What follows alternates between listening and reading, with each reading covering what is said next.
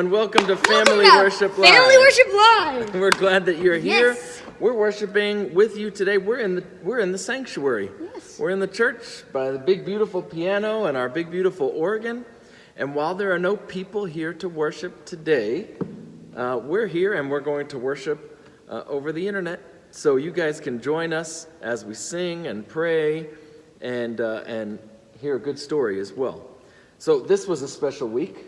What happened, Pastor Isaiah? What happened this week? Well, there was a holiday that many of you might have celebrated with your family or something, or had a feast. That's right. International Grilled Cheese Day.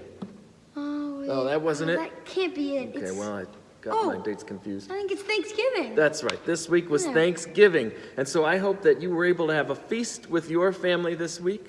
Maybe you didn't have as much family over as you normally would. And because everybody's trying to stay safe right now, you just decided to stay home with your immediate family, and I'm sure that was wonderful too. I would love for you guys to share with us today. Type into our comment section here, what was your favorite thing that you ate on Thanksgiving? Oh my goodness, I can name one right What off was the that? bat. It was my grandpa's cranberry sauce. Oh, yeah. He made It was fresh delicious. cranberry sauce. That's pretty good stuff. I really enjoyed pie. Oh, pie was good. And we Forgot eat about pie. we eat a lot of pasta on Thanksgiving because we're an Italian family. All right.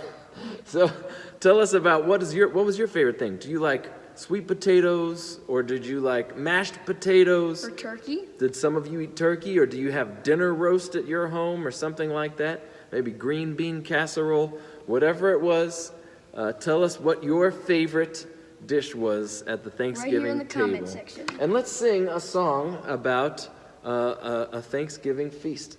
Jesus promises us that we're going to be with him and that we will feast with him together. And so we're going to sing about how he's brought us to his banqueting table. So all of us are going to gather around God's table in heaven and eat and have the best feast ever. Let's sing a song. Let's do it. He brought me to his banqueting table. His banner over me is love. He brought me to his banqueting table. His banner over me is love. He brought me to his banqueting table. His banner over me is love. His banner over me is love.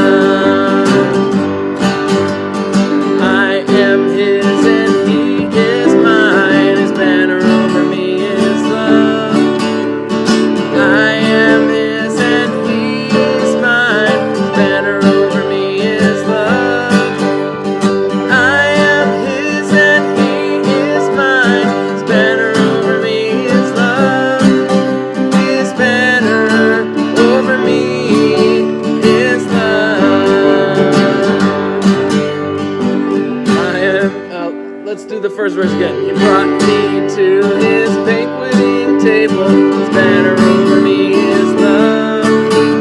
He brought me to his banqueting table. His banner over me is love. He brought me to his banqueting table.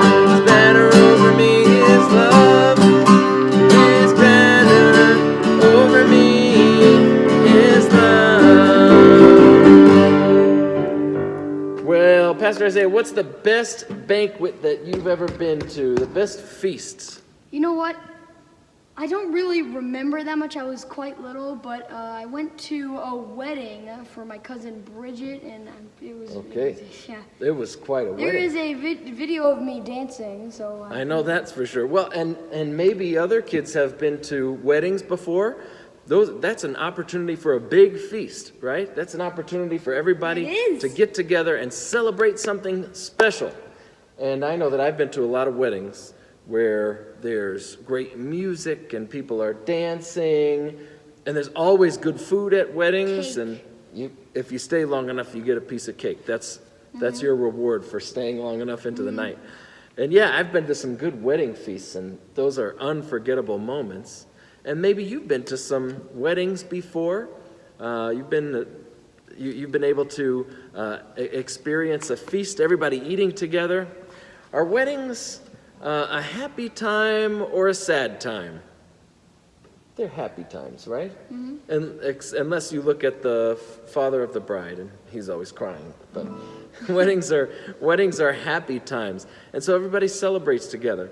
And God says that we are going to have a celebration in heaven for all of His people, for all of His followers. It's the wedding feast of the Lamb. And so all of those who follow Jesus, who accept Jesus Christ, all of those will be in heaven celebrating all together. The best wedding feast you can imagine, with the whole world as Jesus' bride. And the food's going to be good, picked right off the tree of life. Yeah. And we're going to have a good time, and it's going to be a feast. It's going to be a time for happiness and joy. So we asked some kids this last week to share with us some of their things that they're thankful for. And we'd like for you to enjoy that now. Here it is. A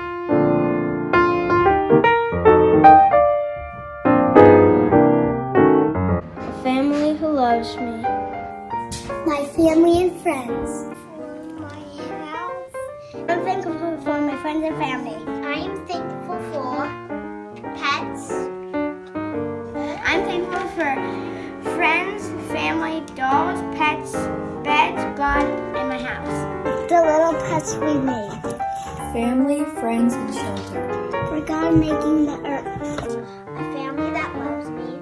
My birthday was a little bit ago. I'm thankful for friends and family, and that God is protecting us and that we get to be together. I'm thankful for my education. A God who created us. For family. I'm thankful for everything what God made. My grandparents came. I'm thankful for Mommy and Daddy. For finding my snow opener.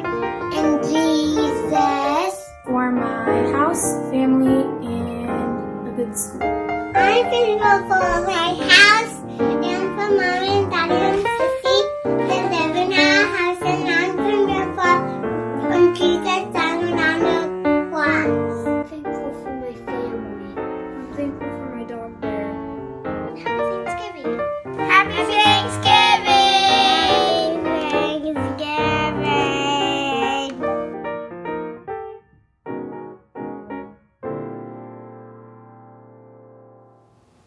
It's good to see what everyone is thankful for. Yes, it is. Now let's go ahead and, let's sing a couple more songs. Do you guys remember I've Got J-O-Y, Joy?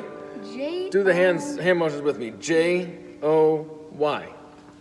Let's sing it together. I've got J-O-Y, joy, joy in the Holy Ghost. I've got J-O-Y, joy, joy in the Holy Ghost. Don't let the devil steal your joy. Don't let the devil steal your joy. Don't let the devil steal your joy. Joy in the Holy Ghost. I've got P-E-A-C-E, peace in the Holy Ghost. I've got P-E-A-C-E, peace in the Holy Ghost. Don't let the devil steal your peace. Don't let the devil steal your peace. Don't let the devil steal your peace. Peace in the Holy Ghost. Higher, higher, higher, higher, higher, higher, higher, higher, higher. Lift Jesus higher, lower, lower, lower, lower, lower, lower, lower, lower, lower.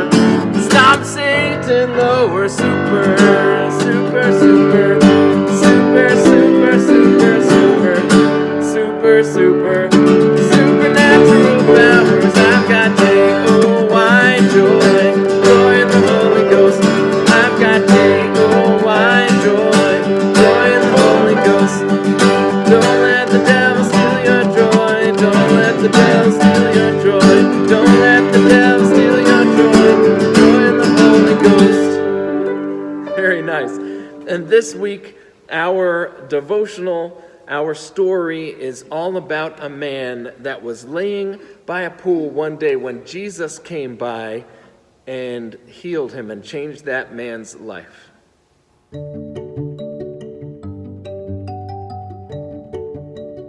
It's an annual tradition before we carve the turkey, before we serve the rolls, everyone is asked, "What are you most thankful for this year?" We recall the brightest moments, the biggest wins.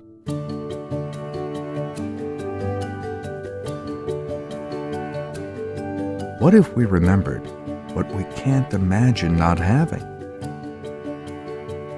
What if we said thank you for what we'd miss the most? For what we'd give first? To those who live without? What if we celebrated the God who loves us and gives us the gifts we take for granted? The ones we'd be lost without.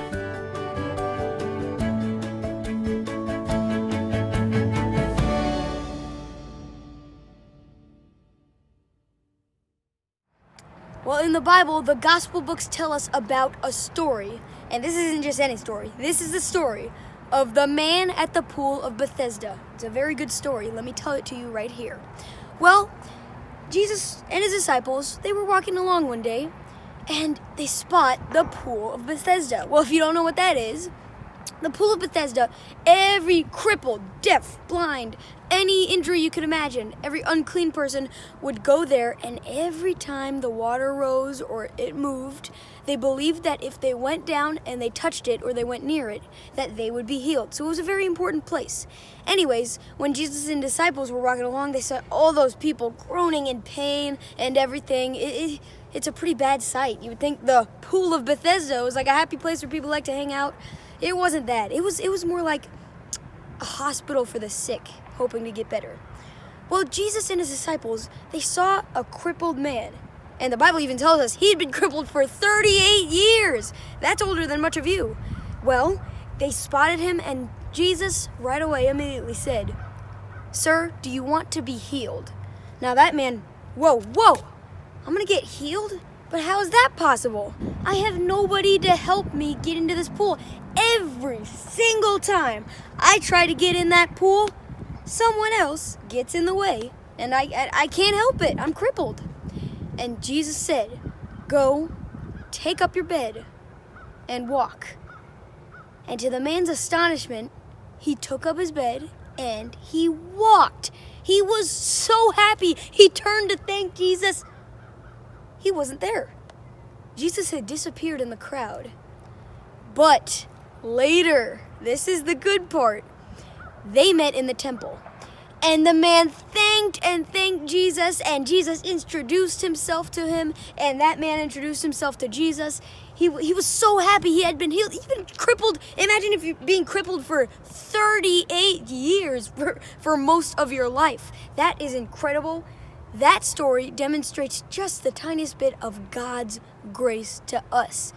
Now, during Thanksgiving, I want you guys to remember that God loves us. He gives great gifts and great blessings to us. And so we should take this holiday to remember that He gives us great blessings and we should honor Him.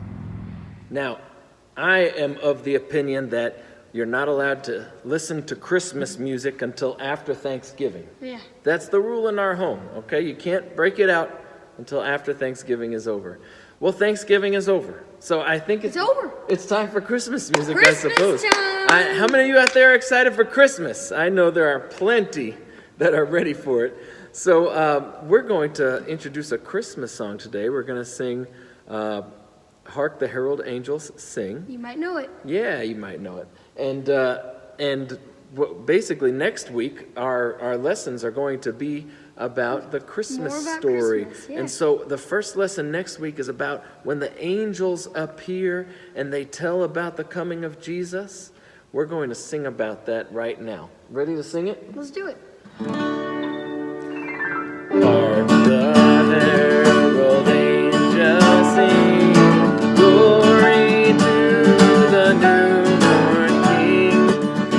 Peace on earth and mercy mild, God and sinners reconciled. Joyful all ye nations,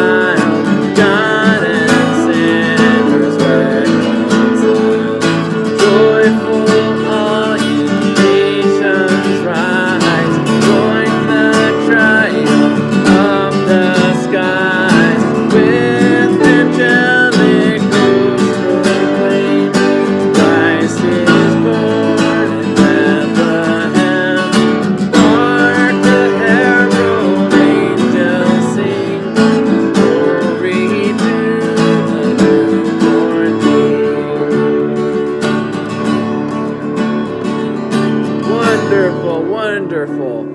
Well, now we look forward to hearing about that story next week. And boy, it's going to be a great week. It's going to be a good month. Christmas is coming soon, and we hope that you and your family are excited about it. And so each week here for our Sabbath school, we're going to start talking about the Christmas season and start getting excited about the first time that Jesus came to earth as a person, as a baby. We're going to talk about the significance of that, how important it was for all of us, and just how much love the Father showed us by giving us the gift of Jesus. Yes. So as you give gifts to one another this season, remember that God gave that gift originally to us. Yes. And bless all of you as you have a wonderful week. Yes. I hope it is a very good one. And we look forward to seeing you next week here on Family Worship Live. All right, we'll see you next time. Goodbye, kids.